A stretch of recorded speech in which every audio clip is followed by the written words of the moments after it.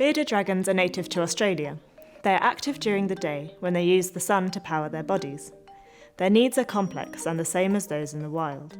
So once you've considered the time and cost of keeping a bearded dragon, you'll then need to replicate their natural habitat as closely as possible. This means they need a controlled environment that mimics the hot, dry scrublands where they originate if they're to be healthy in captivity.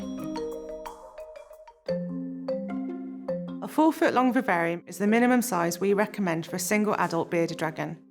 Reptiles cannot produce their own body heat, so we need to create a temperature gradient where the heat is provided in one end of the enclosure, while the other end is kept cool.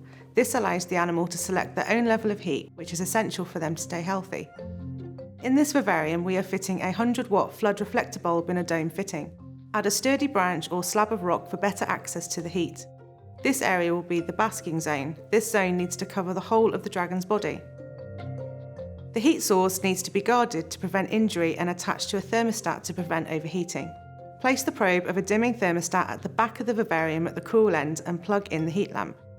Check the temperature of the basking zone with a digital thermometer. This should be at the level where the animal would sit.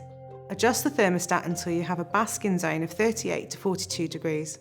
The cool end should be between 22 and 26 degrees, and in a warm room, turn off the heating at night. You must check both the warm and cool ends daily to make sure your thermostat is working correctly. Bearded dragons like to climb a short way up into bushes or onto rocks to bask in the sun. Sunlight contains visible light, ultraviolet and heat. Therefore, we must provide all of these in the vivarium. One type of ultraviolet, called UVA, is visible to reptiles.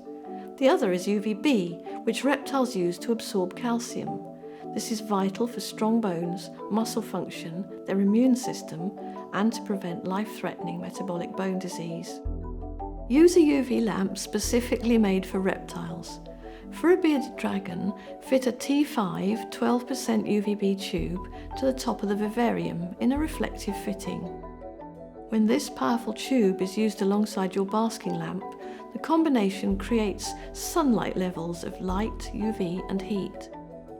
UV decreases with distance, so it's important the 12% UV tube is 12 to 14 inches above where your bearded dragon will bask. You can use a rock to adjust this distance. Recheck the temperature at this position. Place the lamp at the end of the vivarium closest to the heater to create a photo gradient that matches the heat gradient, so the cool end is in shade, as it would be in the wild. Bearded dragons need a day-night cycle, so switch off all the lights at night.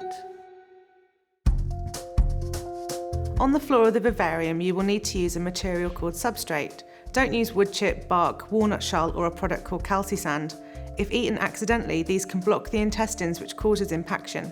You can use reptile carpet or stone tiles for the substrate, and you can include wood and plants for shelter. Add some sturdy branches for climbing and a hide. Provide a water bowl in the cool end and refresh the water daily and whenever it is soiled. Bearded dragons need a dry environment, so measure the humidity daily using a digital hygrometer with a probe in the cool end, and if it is too high, you will need to increase the ventilation. Set up your vivarium a week before introducing your bearded dragon, so you can regulate the temperature, lighting and humidity. Then allow a further week for them to fully settle in without handling, but do continue your daily checks during this time.